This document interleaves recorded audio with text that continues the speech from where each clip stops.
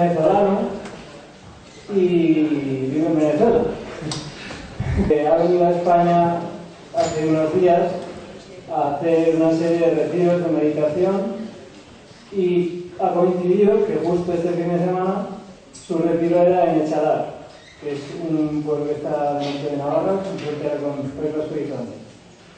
Y con permiso de la persona que organizó su retiro en Echalar, pues lo hemos raptado esta tarde para que venga a hablarnos de algo en lo que ella también es muy experto, que es, aparte de la filosofía y de la psicología transpersonal, también el ecologismo y la política.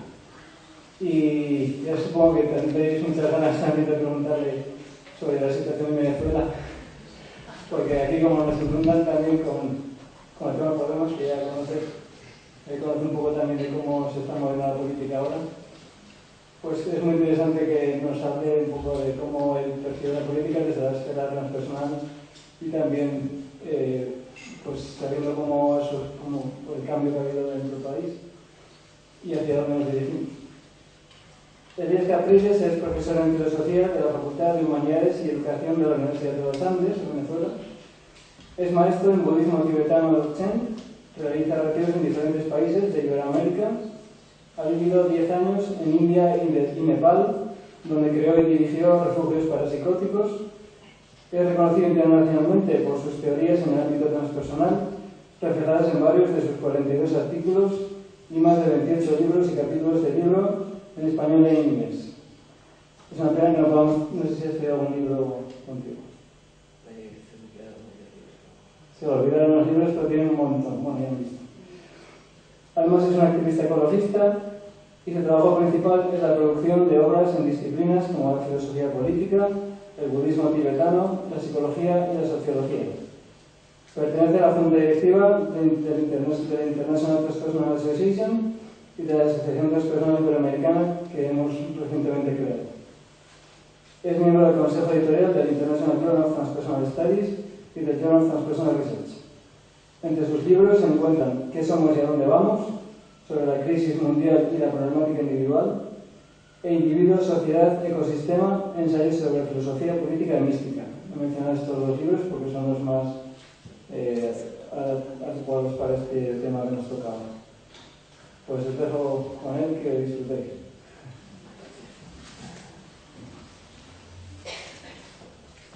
Buenas tardes.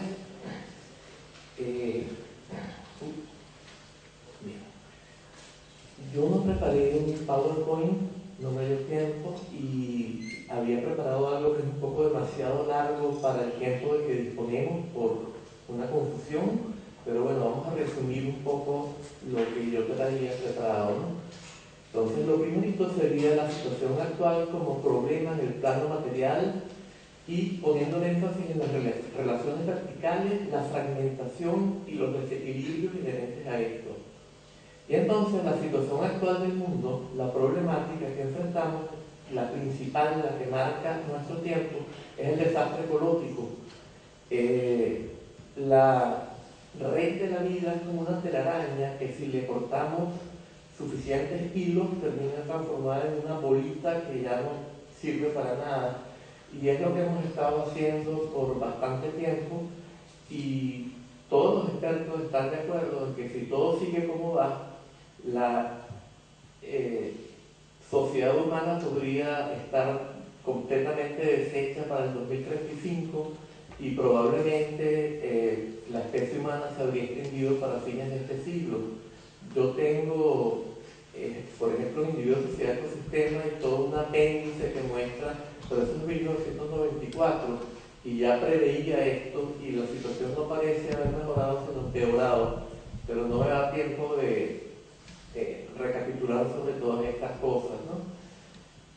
Ahí más o menos se señalan algunos de los problemas o de los aspectos de un problema global que es unitario, y lo peor es que los remedios que están proponiendo ahorita muchos expertos son cosas que la empeoran. Por ejemplo, echar nanopartículas al mar, que nadie sabe qué va a pasar. Hemos estado probando, siempre prueba y error, probando cosas para mejorar nuestra existencia en el mundo y el resultado ha sido que hemos estado destruyéndolo todo y ahora queremos reparar lo que hemos destruido de la misma manera, con más pruebas de cosas que no en absoluto tienen ninguna posibilidad de funcionar. Por eso, por ejemplo, el Parti d'Objection de Croissance en Francia propone la prohibición de las nanopartículas estas que se están echando al mar y que se están utilizando en tantos ámbitos, ¿no? Bien. Ahora bien, si nosotros hemos llegado al borde de nuestra extinción como resultado del intento de construir un paraíso terrenal, quiere decir que algo está mal en nuestra percepción. Y el pensador francés Blaise Pascal, él decía que nuestro estado mental es simplemente un estado de locura. Y de la misma manera, Erich Fromm, este psicólogo social, que también era psicoanalista, pero era también filósofo de Frankfurt y precursor de lo transpersonal, él decía aquí, tal como hay una folía millón, o sea, tal como hay una locura de dos, hay una locura de millones. El hecho de que millones de personas compartan los mismos vicios no hace de estos vicios virtudes. El hecho de que compartan tantos errores no hace de los errores verdades. Y el hecho de que millones de personas compartan la misma forma de patología mental no hace que estén cuerdos. Entonces tenemos que lo que llamamos normalidad no es más que la adaptación a una sociedad que está enferma. Por lo tanto, compartimos una patología generalizada a nivel psicológico. Y podríamos decir que la sociedad está perturbada porque sus miembros están poseídos por una patología que es una exacerbación de la ignorancia y el error que el Buda Shakyamuni y también en el shivaísmo y otras tradiciones se llamó avidia. No vamos a entrar en la terminología porque no tenemos mucho tiempo, ¿no? ¿Cómo hago para pasar la página, Román? Eso sí que no sé si... Yo trabajo con máquinas normalmente y... Aquí se me tranca, ¿ves? Cuando llego acá...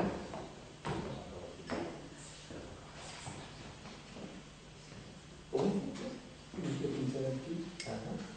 Y sin soltar. Bien. Entonces, en España, por ejemplo, se pone mucho énfasis en la crisis económica como si fuera algo totalmente separado de la crisis ecológica. Pero en verdad, la economía no es más que un aspecto de la sociedad y la sociedad no es más que una parte del ecosistema.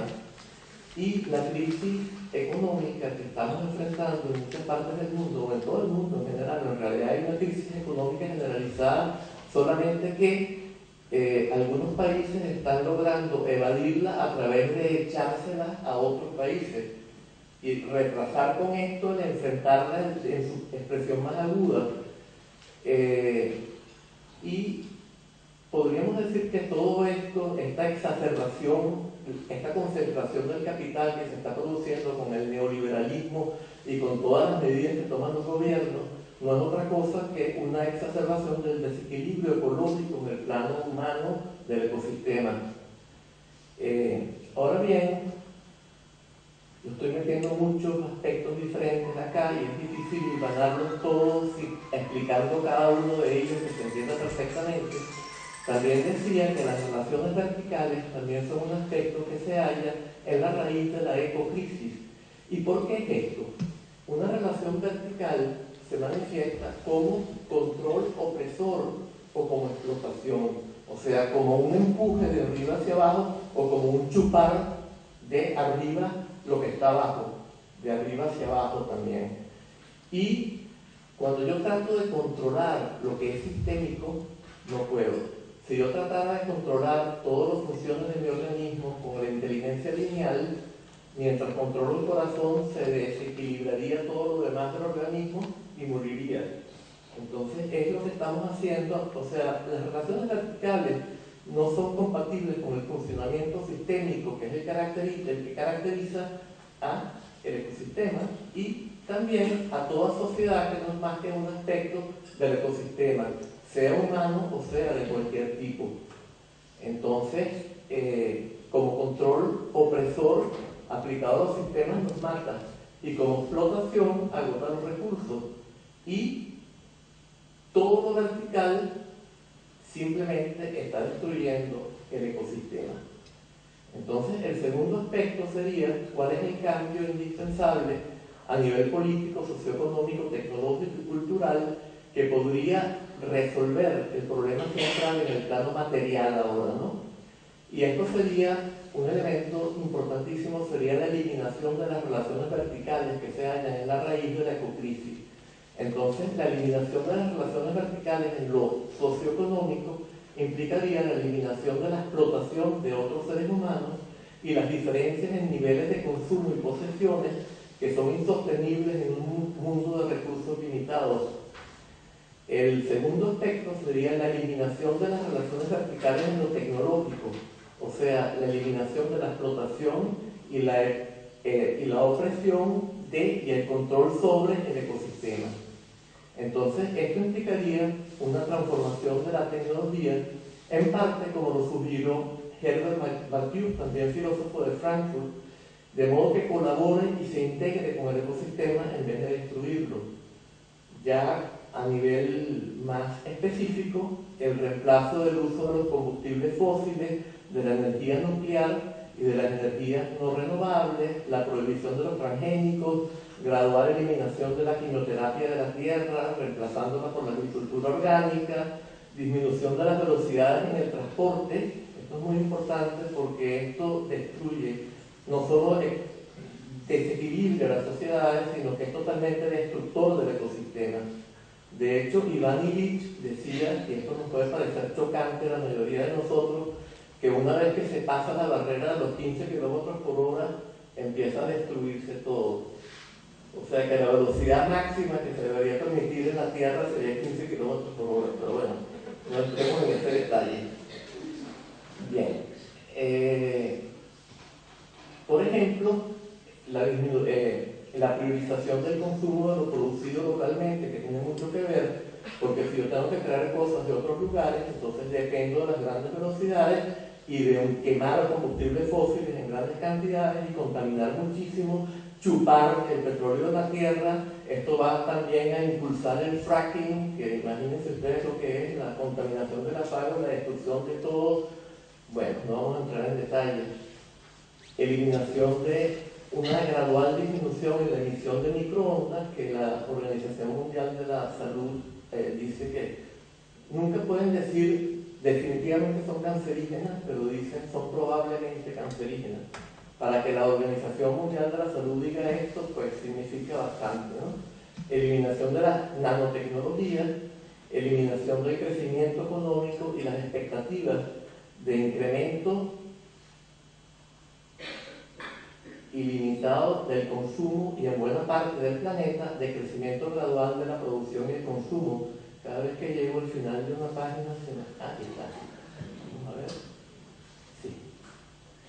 Luego, la eliminación de las relaciones verticales en lo político. Me llamó la atención que tú mencionabas a Kropotkin en el debate entre Kropotkin y Huxley, donde Huxley defendía la tesis de Darwin, en la cual la competencia era lo que determinaba la evolución, y Kropotkin defendía la ayuda mutua. Y bueno, eso es esencial, ¿no? Entonces, a nivel macrosocial implicaría poner fin al poder político de unos pocos sobre las mayorías, pero por supuesto que esto implicaría una transición gradual. No podemos eliminar de un momento a otro el poder político. Una transición gradual de la pseudo-democracia representativa, controlada por los grandes pseudo-intereses económicos, a una democracia directa. ¿Por qué yo digo pseudo-intereses económicos? Porque el gran capital piensa que es en su propio interés exacerbar su poder económico y concentrar la riqueza. Pero con esto, si destruye el planeta, a lo mejor puede que tengan la ilusión de que se van a ir a colonizar Marte o qué sé yo, pero esto es absolutamente imposible. Entonces, esto no es más que un cuento que se mete la gente. Los que tienen más poder económico creen que están defendiendo sus intereses y en verdad lo que están haciendo es absolutamente en contra de los mismos. Bien, entonces, A nivel microsocial, esto implicaría una democratización de las instituciones, desde la familia en el nivel más micro hasta el resto de las instituciones, incluyendo las educativas, las productivas, en general todo tipo de instituciones. En la familia están los padres arriba y los hijos abajo. Hay una relación vertical de poder. Los hijos internalizan esta relación vertical de poder y con esto aprenden luego a funcionar en la escuela, donde hay otra relación vertical de poder, a funcionar en la fábrica, a funcionar en la pseudodemocracia representativa, y simplemente lo que hacemos es estructurarnos verticalmente, y esa estructura vertical es un elemento esencial en lo que está destruyendo el planeta. Entonces, sería indispensable, por ejemplo, una democratización de la educación donde sea mucho más dialógica y no haya también la forma como están estructuradas las escuelas, mencionando a Foucault, por ejemplo, la forma como se ponen en fila los niños, todo esto es una forma de estructurar la mente para que aprendan a funcionar en términos de ciertas organizaciones de espacio y tiempo, que son estructuras de poder y que son las que van a determinar la forma como vamos a funcionar todo el tiempo en la sociedad. Entonces la función de la escuela es más enseñarnos a funcionar en la sociedad que de verdaderamente prepararnos para la vida o quedarnos instrucción o conocimiento, o más aún educación que nos aprenda a ver cómo funcionan las relaciones ecológicas y todo este tipo de cosas, ¿no? Los medios de difusión de masa los llaman medios de comunicación, pero esto es un disparate porque comunicación implica que hay dos que se comunican. Esos son medios que difunden mensajes y la persona o los acepta o los rechaza. Pero incluso hubo experimentos que se hicieron con la televisión, que la televisión inhibe la parte crítica, que tiene que ver con lo que Freud llamó el proceso secundario. Bueno, no me da tiempo de entrar mucho en esto. Krugman hizo un experimento en Estados Unidos, ¿no? Pero bueno, no nos da tiempo de entrar demasiado en esto. Luego tenemos acá el desarrollo de la verticalidad y la fragmentación a lo largo de la historia de la evolución humana en lo espiritual. Y en la comunidad paleolítica había una total igualdad socioeconómica, política, sexual, etc. Yo presento mucha evidencia de esto en un libro mío que se llama Alienación, Crisis Ecológica y Regeneración, Esencia, Desarrollo y Modos de la Alienación y Erradicación de esta en el ecomunismo libertario decrecentista, se llama, ¿no? También hay bastante evidencia de esto en el libro de Steve Taylor, La Caída. Este lo publicó La Llave, que también publicó un libro mío. Y bueno, aquí se mencionan varios de los libros que fueron mencionados antes, como los de María Gimbuta, ¿cuál más? Después los de Ryan Eichler, James Dimino. Vamos a ver. Ok. Mauro Ceruti y Gianluca Bocchi. Este es un libro que se llama Origini di Storia y lo tradujo como el sentido de la historia, que era todo lo contrario a lo que decía el título, pero bueno. Después vendría un elemento que es bien importante. Nosotros nos enseñaron que en el Paleolítico, o que estaban había una época en la cual los hombres veían una mujer que les atraía y la arrastraban por los cabellos a la cueva, y si se encontraban dos hombres frente a la comida o frente a una mujer se daban de mazazos. Resulta que esto parece ser totalmente lo contrario de lo que sucedía. Parece que esta es nuestra conducta actual, y es totalmente lo contrario de la conducta de los seres del Paleolítico. El primer artículo donde yo me enteré de estas cosas fue uno de Martin Lochouarne, de qué morían los hombres primitivos en Ciencias y Futuro, una revista francesa. O después salió un libro de Johan van der Lenen que se llama Los orígenes de la guerra, fue publicado en Holanda. Después tenemos, bueno, y hay muchos otros libros que yo los cito en el libro de la alienación que ya les mencioné. Este lo pueden bajar gratuitamente en mi página web, si a alguien le interesara, porque este lo publicó una editorial que lo engaña a uno, le manda correos electrónicos diciéndole que quiere y después resulta que en verdad es una editorial que lo que hace es publicarle tesis a los que se están graduando en las universidades para vendérselos a 100 euros por cada libro. Entonces yo le pido a todo el mundo que no se les ocurra comprar el libro, que lo dejen gratuitamente de mi página web, porque la idea no es enriquecer una editorial que además engañó al autor, sino simplemente que se difundan este tipo de ideas, ¿no? Bien.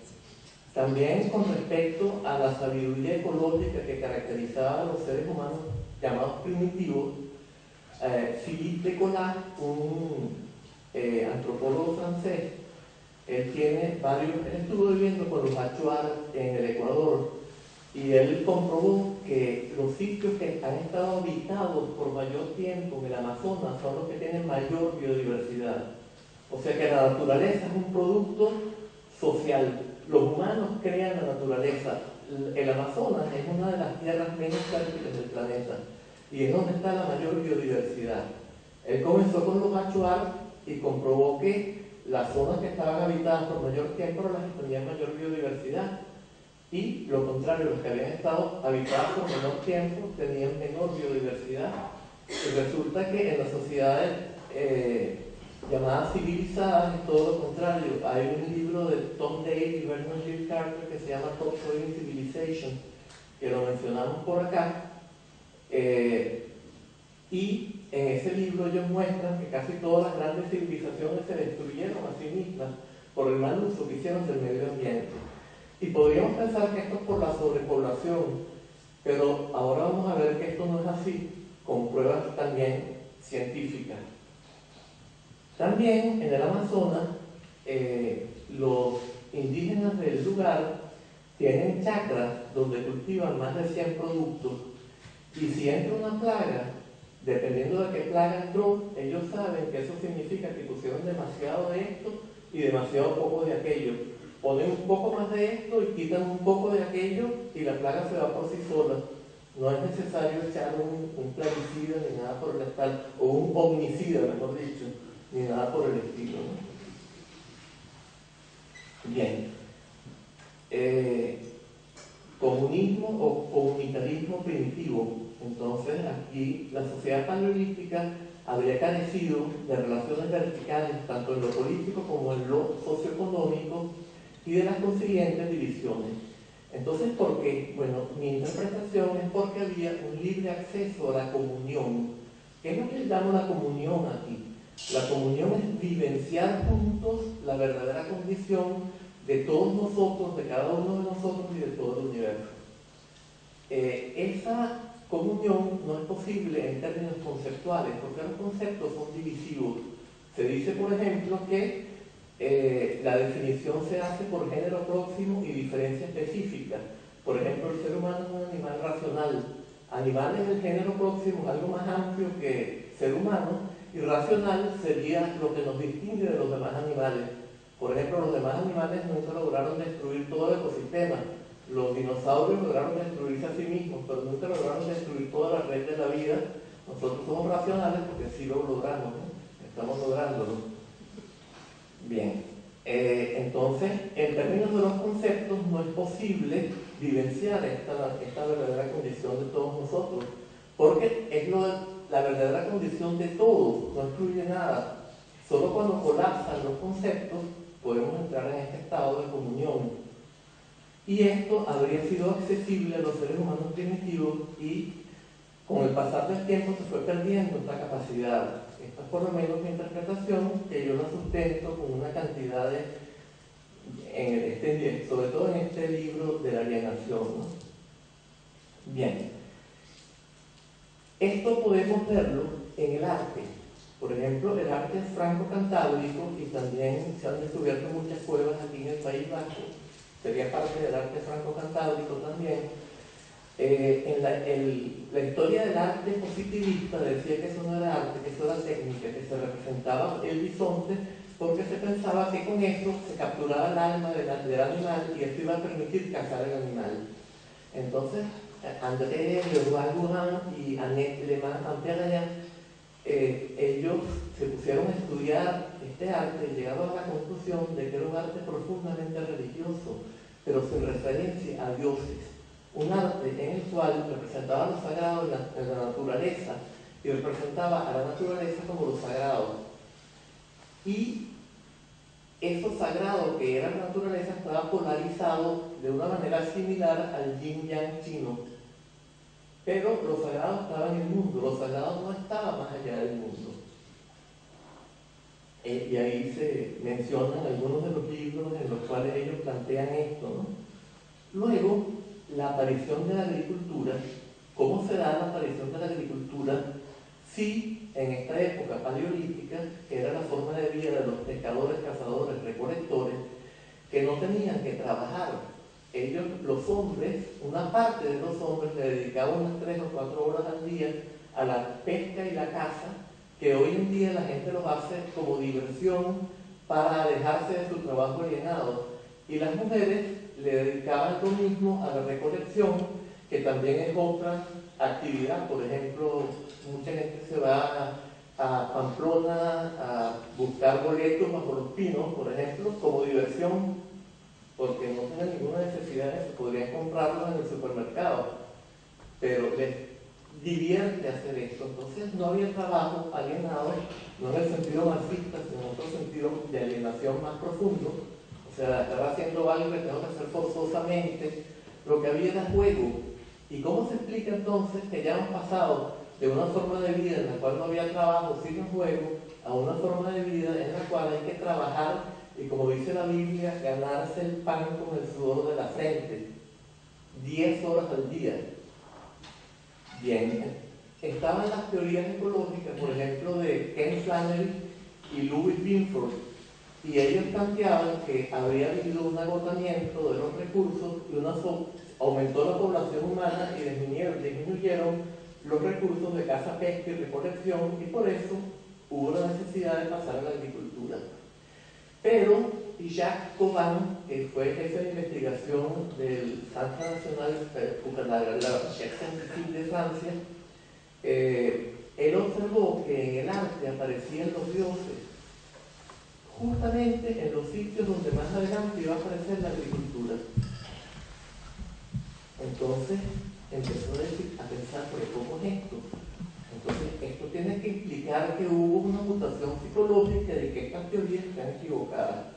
Y en esa época el CNRS tenía mucho dinero y le dieron todos los recursos para hacer análisis con carbono 14 de los fósiles y muchos otros tipos de metodologías, y él comprobó que la población humana no había aumentado y los recursos de caza, pesca y recolección no habían disminuido. De hecho, hay métodos de control de la natalidad extremadamente efectivos. Yo podría darles una página web en la cual pueden encontrar la cantidad de medicinas que utilizan distintas tribus en el Amazonas y que son extremadamente efectivas para el control de la natalidad y no tienen los efectos secundarios que tiene, por ejemplo, la píldora o muchos otros de los métodos que se utilizan hoy en día. Entonces, esta idea de que fue por un aumento de la población humana y una disminución de los recursos no tiene sentido. Y no explicaría la aparición de los dioses primero. Entonces, Jacques Cauvin llega a la conclusión de que fue por una mutación psicológica. ¿Y en qué consistió esa mutación psicológica? Bueno, mi interpretación es la siguiente. Cuando perdemos el acceso al estado de comunión, cuando teníamos acceso al estado de comunión, si yo entraba en conflicto, como el conflicto son dos fuerzas que se oponen, al entrar en el estado de comunión donde no hay dos fuerzas, los conflictos se libraban. Y en el estado de comunión yo estaba totalmente pleno, absolutamente pleno, y podía estar sin hacer nada, podía estar dedicado a rituales, podía estar a lo mejor practicando las artes amatorias sin una idea de que tengo que llegar a un clímax, solamente como una manera de profundizar ese estado de comunión.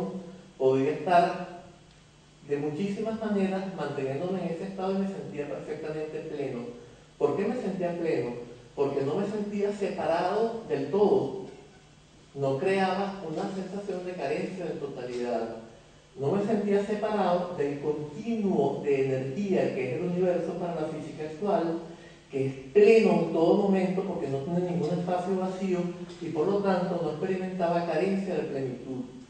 Entonces tenía una plenitud absoluta. Cuando yo pierdo la capacidad de acceder al estado de comunión, entonces me imagino, ya no puedo percibir lo sagrado del mundo. Entonces lo proyecto fuera del mundo. Y como ya no puedo entrar en este cielo, este total espacio-tiempo-conocimiento, más allá de dualidad sujeto-objeto y de cualquier separación de figura y fondo, no puedo entrar en este estado, en este mundo, entonces imagino que voy a llegar a ese estado en el más allá, ese es el cielo, y que gracias a la ayuda de un Dios, si yo me porto bien con Él, si le rindo culto, si le rindo pleitesía, es que yo voy a poder acceder a ese estado después de la muerte y que Él además me va a ayudar a resolver mis problemas aquí abajo en el mundo. Y esto es lo que aparece en el arte. Un Dios con cabeza de toro y una diosa madre grávida y los seres humanos aquí abajo con los brazos tendidos hacia ellos.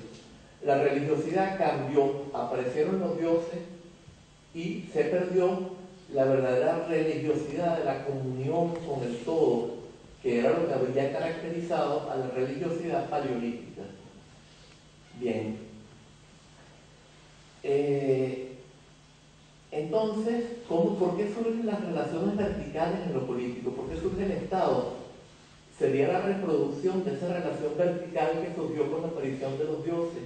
Una vez que tenemos esta relación vertical, se va a reproducir en lo político, se va a reproducir en la familia, padres e hijos, se va a reproducir por todos lados. Entonces, la sociedad entera empieza a estar estructurada, tanto microsocial como mesosocial como macrosocialmente en términos de relaciones verticales. Bien. El marxismo, por ejemplo, habla de que el Estado surge para defender la propiedad. Esta es una interpretación marxista clásica, ¿no? Pero hay una antropología que es más bien de corte libertario, de corte ácrata, como por ejemplo Marshall Salins. Él tiene un libro llamado Stone Age Economics, Social Stratification in Polynesia. Ahí él, bueno, la teoría de cómo el gran hombre lo que busca es ser reconocido como gran hombre y para eso explota a sus esposas y les da regalos a los demás, y el poder político es un resultado secundario que no era lo que él andaba buscando. Y que una vez que surge el poder político, más bien él da regalos a los demás para que lo reconozcan como gran hombre. O sea que no es que el Estado surge para defender la propiedad y los derechos de los propietarios, sino por el contrario, que más bien la propiedad surge como un fruto de la aparición del Estado. Bueno, aquí tienen también, yo le voy a dejar esto a Román porque va a quedar en este ordenador, entonces si alguien se interesa, pues no sé si tienen suficiente contacto con Román, tienen su correo electrónico, también les voy a dejar el mío, yo también puedo enviarles todas estas cosas, todo lo que estén interesados. Bien, otros son antropólogos como Pierre Plastrez, por ejemplo, en La sociedad contra el Estado, la economía de la abundancia en la sociedad indivisa, etc. Y Hélène, no estoy seguro de si es la hija de él, que habla de la tierra sin mal, el profetismo tupi-guaraní, en las cuales ellos escapaban de lo uno y se iban hacia la costa. ¿Y por qué era que se escapaban de lo uno? Era porque lo uno para ellos era el Estado, sentían que se iba a surgir el Estado y se iban escapando del Estado. Bien. Entonces, con respecto al comunismo o comunitarismo primitivo, yo quisiera enfatizar el error de la interpretación marxista, sobre todo Mandel, en el Tratado de Economía Marxista. Él plantea que el comunismo primitivo habría estado caracterizado por la penuria y por una sensación de carencia generalizada. Y es debido a esta penuria y a esta carencia que los seres humanos se dedican a acumular Y llega un momento, por supuesto, según la teoría marxista, una vez que el grado de acumulación sobrepasa el nivel de acumulación que puede manejar un sistema de distribución, entonces surge la necesidad de cambiar a otro sistema distributivo. Y ahí entonces se empieza a acumular más todavía y llega un momento en que ese sistema se hace inefectivo y tiene que pasar a otro. Esto, Pierre Clastres dice, los indígenas no quieren acumular porque el granero de la naturaleza siempre está lleno. No hay ninguna idea de que yo puedo mejorar mi condición acumulando. Y en efecto, si yo tengo acceso al estado de comunión, en el cual soy totalmente pleno, utilizando una frase de un lama tibetano que voy a mencionar más abajo, ¿para qué quiero yo oro si el mundo entero es oro para mí? Entonces, evidentemente que no tiene ningún sentido que estos indígenas fueran a querer acumular para mejorar su vida, porque estaban ya plenos. Y esto es lo que comprobó este antropólogo, sobre todo entre los tupí guaraníes, en la región del Arauca, por allá, y en Argentina, en general en el cono sur. Bien, entonces, esto tiene mucho que ver, esta teoría marxista tiene mucho que ver con la idea de que, por ejemplo, en el socialismo, Marx plantea que tiene que haber un estadio de socialismo para poder llegar al comunismo. Entonces, el socialismo tiene un aspecto económico y un aspecto político. En el aspecto económico, el socialismo es de cada cual según sus posibilidades, a cada cual según su aporte. Y en el comunismo sería de cada cual según sus posibilidades, a cada cual según sus necesidades. Esta sería la diferencia. Y Marx piensa que en la época del socialismo no es posible aplicar el principio de distribución que caracterizaría el comunismo. ¿Por qué? No es posible aplicarlo porque no hay exceso de recursos.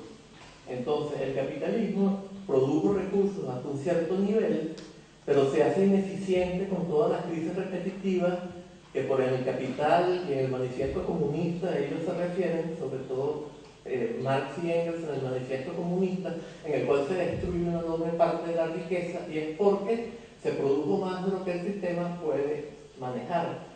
Y luego entonces el socialismo tendría que producir mucho más para que hubiera una sobreabundancia que finalmente permitiera la transición al principio distributivo del comunismo.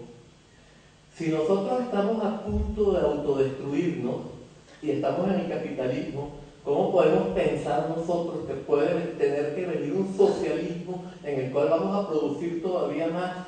Eso no sería más que acelerar nuestro suicidio colectivo en el que ya estamos nosotros comprometidos, este proceso de suicidio colectivo. Entonces ahí hay una contradicción total. Ese principio no va a ser posible porque haya una sobreabundancia material, sino porque haya una sobreabundancia espiritual, porque nos sintamos plenos de nuevo, como se sentían plenos los seres humanos del Paleolítico, que para ellos el granero de la naturaleza siempre estaba lleno y por lo tanto no tenían ninguna sensación de que tenían que acumular para sentirse plenos. Acumular y acumular y acumular. En el plano político también, en el socialismo, el modelo sería la dictadura del proletariado. Dictadura, una verticalidad. ¿Cómo puedo yo exacerbar la verticalidad para disolver la verticalidad? Porque el comunismo sería la disolución del Estado. Nosotros pensamos por lo general que el comunismo es lo que había en la Unión Soviética. Y los soviéticos decían, ya nosotros estamos avanzados en el comunismo. El comunismo de Estado se ha disuelto y ahí había una dictadura feroz. ¿Cómo pueden pensar que eso era el comunismo? O sea, y el modo de distribución que había llegó a haber hasta de 30-1 entre los que más ganaban y los que menos ganaban. Entonces, ¿cómo podemos pensar que eso era el principio distributivo de cada cual según sus posibilidades, a cada cual según sus necesidades? Eso no era más que un engaño de una clase social que era la nomenclatura para defender sus intereses. La verticalidad no puede autodisolverse porque la verticalidad crea intereses. Los que están arriba quieren seguir arriba Y es más, como estamos estructurados verticalmente, si hay una revolución y los de abajo toman el poder y están estructurados verticalmente, esto podríamos explicarlo en términos de hemisferio cerebral derecho e izquierdo y los correspondientes procesos que describió Freud en el proyecto Una psicología para neurólogos de 1895. Proceso primario, hemisferio derecho. Proceso secundario, hemisferio izquierdo. En el proceso primario, el énfasis, primero, carece de negativo. Segundo, el énfasis está en la estructura de las relaciones y no en quién es quién en ellas. Tercero, es metafórico. Y cuarto, no tiene ninguna indicación de tiempo y modos verbales. El proceso secundario, por el contrario, tiene negativo, es literal, el énfasis está en quién es quién en las relaciones y tiene indicación de tiempo y modos verbales. Entonces, si yo estoy estructurado verticalmente, toda mi psiquis es vertical y yo trato de tomar el poder político para mejorarlo todo, como yo no puedo cambiar mi estructura vertical, yo lo que hago es en proceso secundario cambiar de posición y me pongo yo arriba, pero exacerbo más la relación vertical y por lo tanto es absolutamente imposible que yo la disuelva. Por esto, sin una práctica espiritual que consista en la recuperación del estado de comunión, es imposible disolver las relaciones de explotación y de diferencias de propiedad y de diferencias de niveles de vida en el plano económico y de poder en el plano político. Es absolutamente imposible. Solamente con una transformación espiritual podemos lograr una transformación política. Pero no es que primero yo tengo que lograr la transformación espiritual completamente para luego lograr la transformación política, socioeconómica, etc. Porque estamos en un punto tal de destrucción del ecosistema que si yo tengo primero que lograr una transformación espiritual total en mí mismo, antes de emprender la acción política, cuando la emprende ya se acabó el mundo. Entonces tenemos que trabajar con las dos piernas, como decías tú. Bien.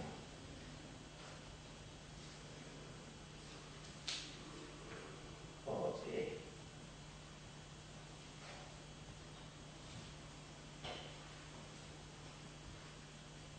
Entonces, si no se resuelve el dualismo, ¿qué es el dualismo?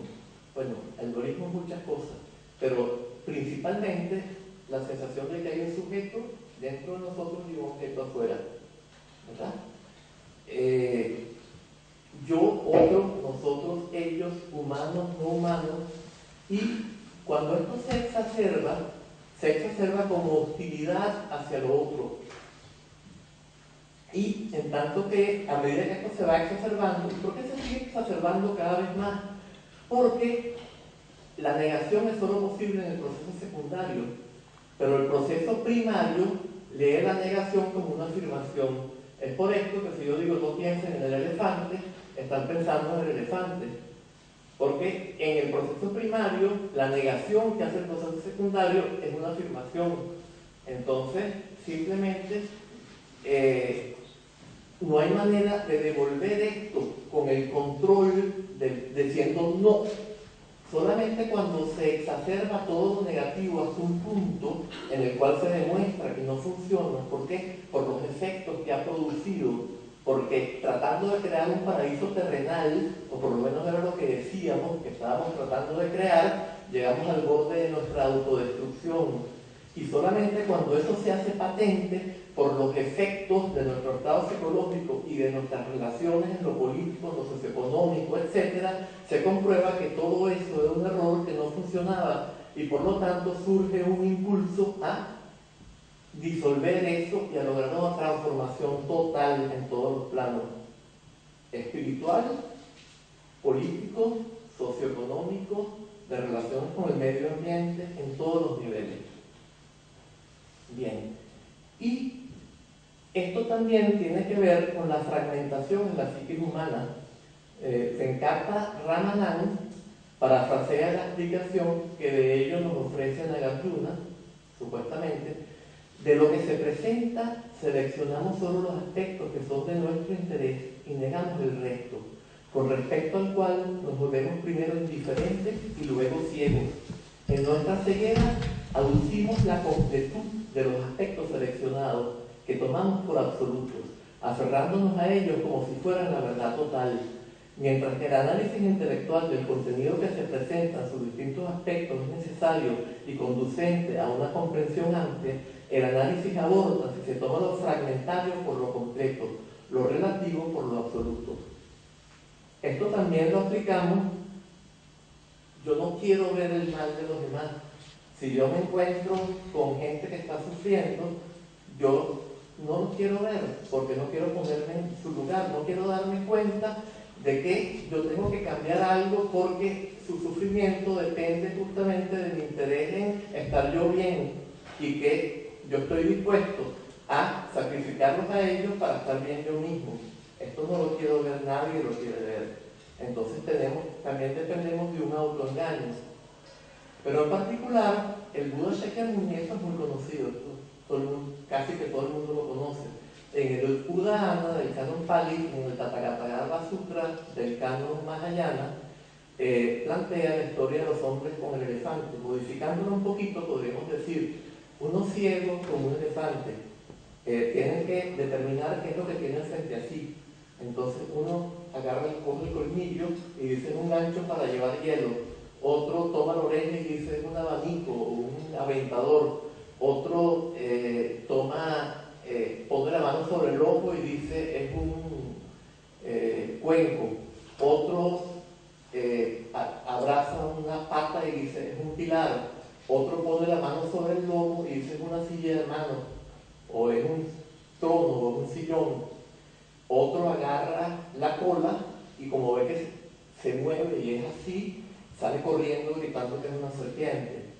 Entonces nosotros somos mucho peores que esos ciegos, porque esos ciegos por lo menos no trataban de destruir todos los aspectos que percibían como amenazadores, ni de arrancar todos los que percibían como pudiendo proporcionarles satisfacción, placer, bienestar, etc. Nosotros, en cambio, en el elefante que representa el ecosistema, tratamos de destruir todo lo que sentimos que nos amenaza y de arrancar para disfrutar todo aquello que sentimos que nos puede proporcionar bienestar. Entonces, este estado fragmentario está verdaderamente en la raíz de todo el desastre que estamos creando, que está creando esta sociedad, de la cual somos responsables todos, absolutamente, porque todos somos parte de esto y todos disfrutamos los beneficios de esta sociedad cuando estamos del lado de los que se benefician. Bien, también Alan Watts decía que la vida es como una moneda, una de las caras es la vida y la otra es la muerte. Si yo echo un corrosivo sobre el lado muerte, dolor, sufrimiento, todo lo que no me gusta, termino abriendo un hueco a través de la moneda y destruyendo el lado que quería conservar. Esto es lo que estamos haciendo. O sea, por ejemplo, sentimos que los tales mosquitos transmiten tales enfermedades y desarrollamos un omnicida que pensamos que es solo un plaguicida, pero en verdad es un omnicida que se regresa a nosotros y nos envenena y que va pasando por toda la cadena alimenticia, y entonces la falta de envenenar a los mosquitos nos envenenan a los batracios nos envenenan a los reptiles, a su vez las truchas que se alimentan va pasando por toda la cadena alimenticia y vuelve a nosotros y pasa las aguas y nosotros nos bebemos las aguas. Total que tenemos una total carencia de sabiduría sistémica, una total ignorancia, un total error, una total avidia en términos de esta palabra que utilicé al comienzo. Gregory Bateson hablaba de el arco y el circuito. Cuando la persona que está, él no decía la avidia, pero cuando la persona que está poseída por la avidia percibe un arco, no se da cuenta de que el arco es parte de un circuito. Si siente que el arco es un problema, crea armas para destruir el arco y con eso destruir el circuito del cual él mismo es parte. Es lo que estamos haciendo. Bien, y el árbol y el bosque, siempre se nos dice que el árbol no nos deja ver el bosque. Si el árbol nos molesta, le prendemos fuego, quemamos el bosque y nos quemamos nosotros mismos. Spinoza, nos da otro ejemplo que no nos da tiempo de contar ahorita, pero puedo pasar pasándoles este archivo si ustedes me escriben. o si se lo piden en romano, pero no nos va a dar tiempo ahorita. Bien, entonces la verticalidad, el dualismo y la fragmentación son el resultado del desarrollo de la ignorancia de nuestra verdadera condición y el error en la percepción y el pensamiento que el Buda llamó avidia y que Heráclito designó como lese. Pero no me da tiempo de meternos en todo esto porque nos quedan 10 minutos antes de las preguntas. En todo caso, solo la recuperación del estado de comunión y con él de la sabiduría sistémica, gracias a la disolución del error en la percepción y el pensamiento que el Buda llamó avidia, se podría disolver la verticalidad, disolver el dualismo y disolver la fragmentación, que todos ellos son la causa de toda la problemática que enfrentamos. Entonces aquí tenemos clarísimo que la causa es espiritual, pero si nos dedicamos solamente a resolver el problema espiritual, mientras tanto se acaba el mundo. Si trato de resolver el problema del mundo sin haber resuelto el problema espiritual, reproduzco las relaciones verticales, la fragmentación y todo eso en el nuevo sistema que produzco. Entonces es imposible ir con una pierna y sin la otra, definitivamente. Y en breve, si no se recupera el estado de comunión, no será posible el decrecimiento y la obtención de la máxima plenitud y felicidad humana con niveles de consumo que sean ecológicamente sostenibles. O sea, solamente si yo recupero la plenitud a través de dejar de sentirme separado del todo porque recupero el estado de comunión, yo voy a poder ser feliz, infinitamente más feliz. Ahorita somos absolutamente infelices y mientras más consumimos, más infelices somos, más angustiados estamos, más tratamos de tragárnoslos todos y mientras más tratamos de tragárnoslos todos, más grande hacemos nuestro vacío interno. Mientras más yo siento que necesito para llenar mi vacío, más grande hago mi vacío. En cambio, si yo entro en el estado de comunión, soy plenitud absoluta. Por esto, en el Bután se habla de sustituir el Producto Nacional Bruto, ese criterio, por el de Felicidad Nacional Bruta. La felicidad no es mesurable, no se puede medir. Entonces, la felicidad tampoco se puede medir, pero es una alegoría. No es que ellos van a querer medir la felicidad, eso es imposible. Pero simplemente que tenemos que pasar el énfasis de los niveles de consumo o de niveles de vida, o sea, de dividir el Producto Territorial Bruto entre el número de habitantes para determinar un per cápita. No, esa cosa eso no tiene ninguna relación con la felicidad humana. Lo que tenemos que lograr es la plenitud, y logrando la plenitud vamos a ser totalmente plenos y perfectamente felices con unos niveles de consumo que sean perfectamente sostenibles. Por eso Fritjof Capra dice: la reforma de la economía no es una tarea meramente intelectual, sino algo que implicará cambios profundos en nuestro sistema de valores. La idea misma de riqueza, que es central en la economía, está ligada inseparablemente a las expectativas, los valores y los estilos de vida humanos. Definir la riqueza dentro de un marco ecológico significará trascender sus connotaciones actuales de acumulación material y darle el sentido más amplio de enriquecimiento humano. Tal noción de riqueza, junto con la de ganancia y otros conceptos relacionados, no podrá ser sometida a una rigurosa cuantificación, y por ende los economistas ya no serán capaces de tratar con valores en términos exclusivamente monetarios. En efecto, nuestros problemas económicos actuales hacen bastante evidente que el puro dinero ya no proporciona un sistema de medición adecuado. La riqueza existencial es absoluta. Hay un autor alemán que se llama Walter Weisskopf, y él dice que él habla de riqueza intelectual, riqueza existencial y pobreza existencial. Entonces, lo importante es que tengamos riqueza existencial, y tenemos riqueza existencial en la medida justamente en la cual accedemos al estado de comunión y somos totalmente plenos. Entonces, lo importante, no sé si yo lo cité aquí o se me pasó, vamos a ver si está. No, creo que no lo mencioné. El libro en inglés se llama Alienation and Economics. Alienación y economía.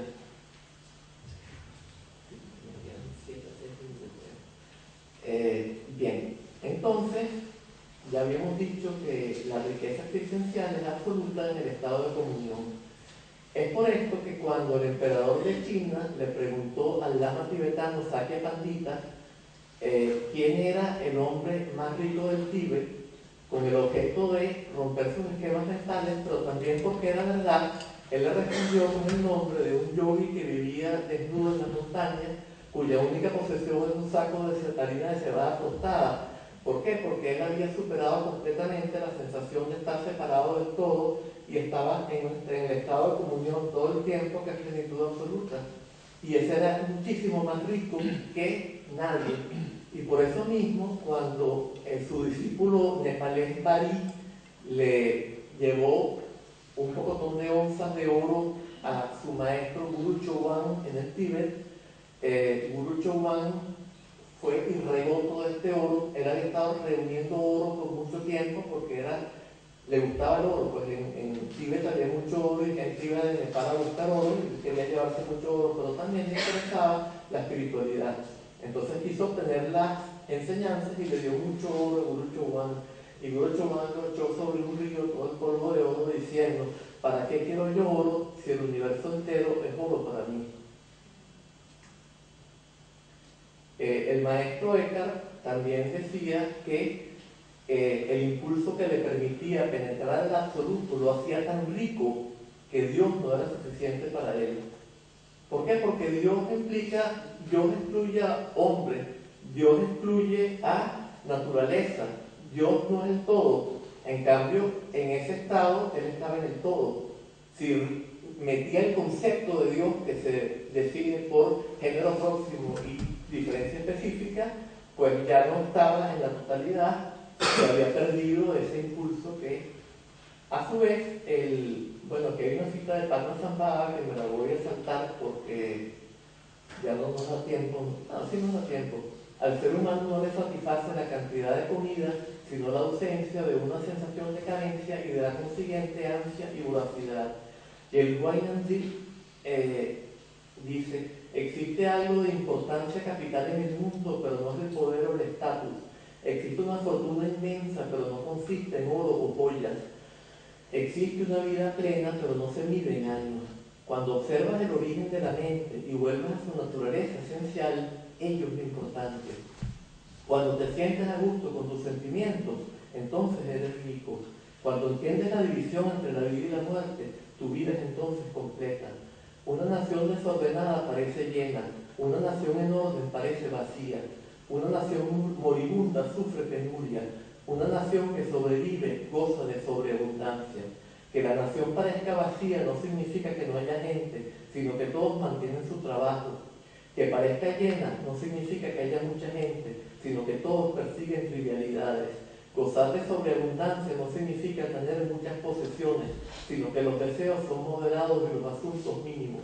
Penuria no significa que no haya productos, sino que la gente es impulsiva y sus gastos excesivos. La leña no se vende en los bosques y los peces no se venden junto a un lago, pues hay abundancia de ellos. Del mismo modo, cuando hay plenitud, el deseo disminuye, y cuando los apetitos son mínimos, finalizan las discusiones. Mejor que prohibir la ambición es que no haya nada que desear. Mejor que prohibir la disputa es que no haya nada que usufructar. ¿Y cómo se resuelve todo esto? Pues accediendo repetidamente al estado de comunión, en el que vivenciamos directamente, sin pasar por los conceptos, lo que todos somos en verdad y que todo el universo es. Y más allá del dualismo, somos total plenitud.